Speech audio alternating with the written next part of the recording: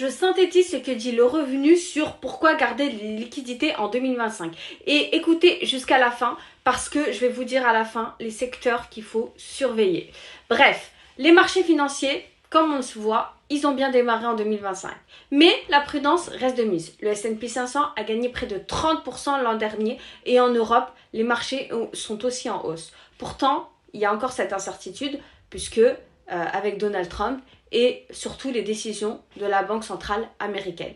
Bref, face à cette situation, la clé, c'est d'avoir des liquidités pour saisir les opportunités. Bah oui, pourquoi il faut avoir des liquidités? Parce que si jamais vous êtes en pleine crise et qu'il y a des actions, des entreprises qui baissent, diminuent fortement, c'est à ce moment-là qu'il faut acheter. Il faut avoir à la fois un peu de liquidité pour pouvoir acheter au bon moment et à la fois avoir de l'argent qui sont placés dans les marchés financiers pour bénéficier d'une éventuelle croissance. Parce que c'est pas parce que c'est la crise que ça veut dire que toutes les entreprises vont voir leur valeur diminuer. Il y a d'autres entreprises qui, elles, vont augmenter. Et si vous avez déjà investi au préalable sur ces entreprises, votre action, elle va augmenter et votre rentabilité va augmenter. Donc, c'est hyper important d'avoir les deux.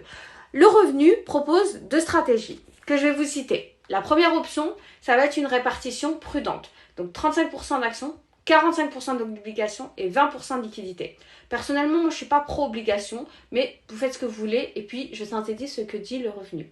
Bref, la deuxième option, une répartition un peu plus équilibrée avec 60% d'actions, 25% d'obligations et 15% de liquidités. L'objectif, elle est simple, profiter des baisses de marché pour acheter au bon moment tout en restant exposé aux opportunités de croissance.